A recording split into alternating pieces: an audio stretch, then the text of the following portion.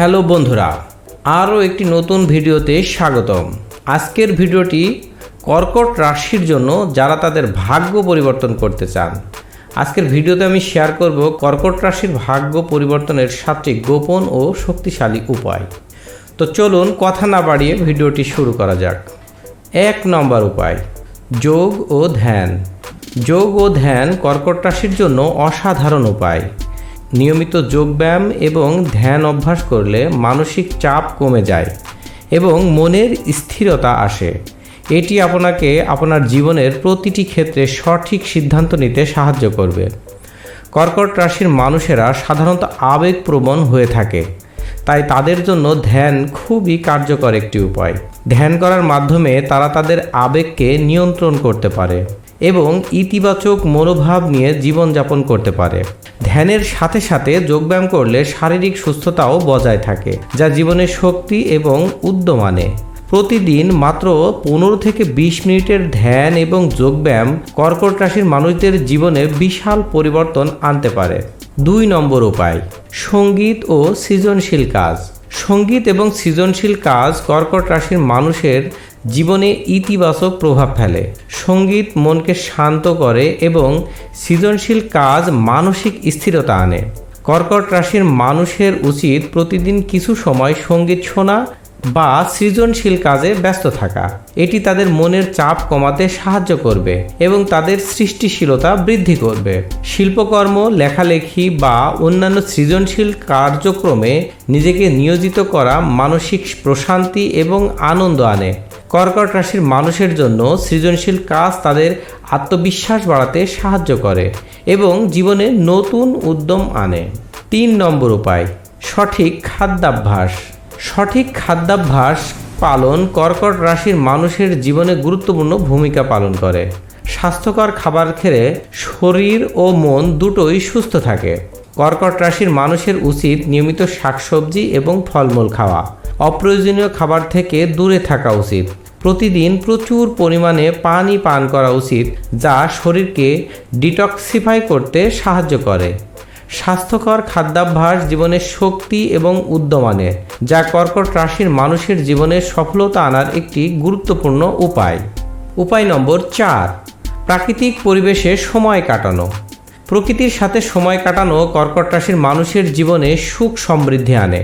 প্রকৃতির সান্নিধ্যে থাকলে মানসিক চাপ কমে যায় এবং মন শান্ত থাকে। কর্কট রাশির মানুষের উচিত নিয়মিত প্রকৃতির সাথে সময় কাটানো এবং প্রাকৃতিক সৌন্দর্য উপভোগ করা। এটি তাদের মানসিক ও শারীরিক সুস্থতা বজায় রাখতে সাহায্য করে। প্রকৃতির সান্নিধ্যে থাকা মানে হলো জীবনের প্রতিটি মুহূর্তকে উপভোগ করা এবং জীবনের প্রতিটি ছোট সুখকে মূল্যায়ন করা। প্রকৃতির মাঝে হাঁটা, বনভোজন বা সৈকতে সময় কাটানো কর্কট রাশির মানুষের জীবনে ইতিবাচক পরিবর্তন আনতে পারে। 5 নম্বর উপায়, শিক্ষাগত উন্নতি।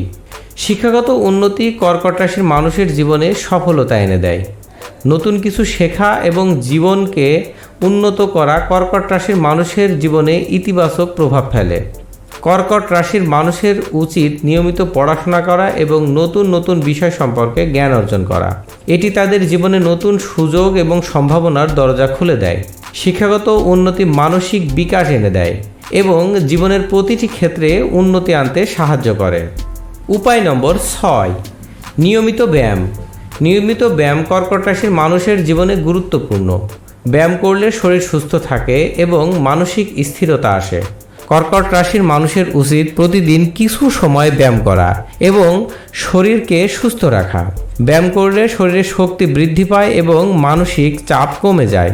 এটি মন এবং শরীরকে তরতাজা রাখে এবং জীবনের প্রতিটি ক্ষেত্রে সাফল্য এনে দেয়। প্রতিদিন মাত্র 30 মিনিটের ব্যায়াম কর্কট রাশির মানুষের জীবনে বিশাল পরিবর্তন আনতে পারে। উপায় নম্বর 7, পরোপকার ও সেবামূলক কাজ। দান এবং পরোপকার কর্কট রাশির মানুষের জীবনে ভাগ্যের পরিবর্তন আনতে সাহায্য করে। দান করলে মনে শান্তি আসে এবং জীবনে সুখ সমৃদ্ধি বৃদ্ধি পায়। কর্কট রাশির মানুষদের উচিত গরিব এবং দুস্থদের সাহায্য করা, কারণ এটি তাদের জীবনে ইতিবাচক পরিবর্তন আনে।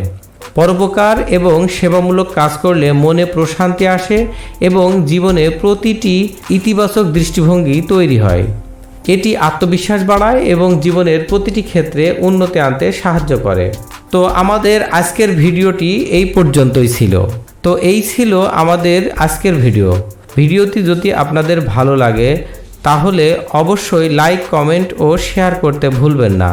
যদি আপনি কর্কট রাশির কেউ হয়ে থাকে তাহলে এই 7টি উপায় অনুসরণ করে দেখুন, আশা করি জীবনে ইতিবাচক পরিবর্তন আসবে।